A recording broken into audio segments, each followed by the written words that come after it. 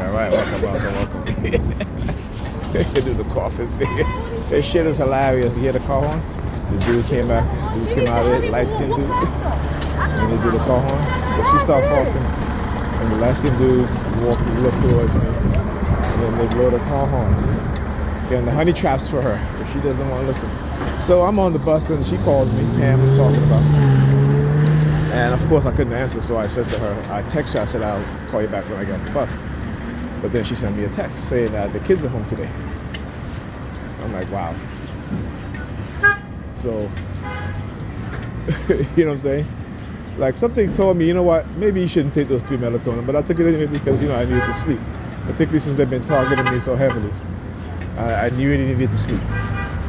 And so when I woke up at 10, so she tells me that she woke up at 7:20. Now mind you, right, I called her when I got home to make sure, to ask her if Alyssa was sleeping. Because Ethan had already came. He got in the house and he was so tired that he went to sleep. So he went to sleep around 7 o'clock. Okay?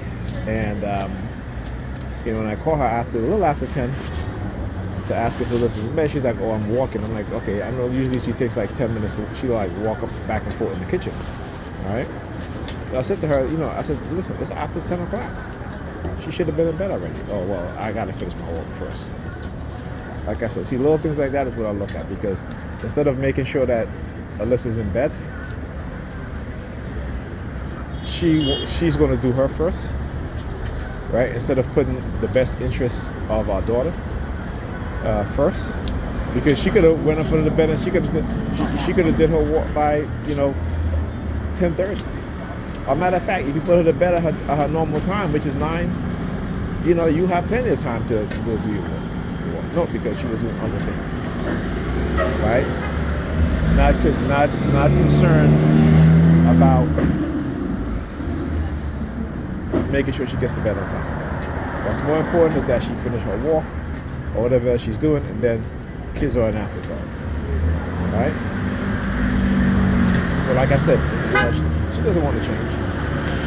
And this is what they do. This is how they create, again, the sadistic personality traits, the narcissistic traits. And you see, particularly today, women, especially in the black community, black women, are displaying the most narcissistic traits just by their behavior, what it is that they're saying, they're doing, and no one can tell them anything, right? You go and you look at the definition and the traits of narcissism, right? And you'll see what I'm talking about. You'll see what I'm talking about. And again, this is an engineered mindset. This is an engineered personalities that they're doing. We got to understand that.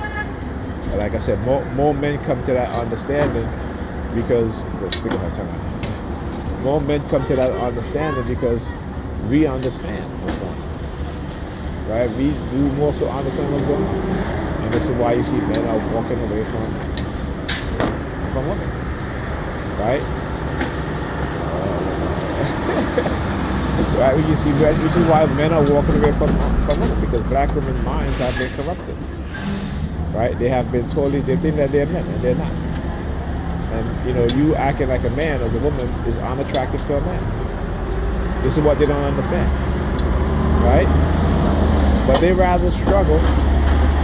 They rather have bad health, bad mental health, bad physical health, as opposed to compromising and working together with the men in their group so they can live better lives as they get older. But no, they love to struggle and they love suffering because Jesus suffered, so it's okay that they suffer too. That's the mindset of black people, particularly black women, and they're the only ones that think like this. Right? The only ones that think like that. The white women don't think like that. The Arab women don't think like that. The Hispanic women don't think like that.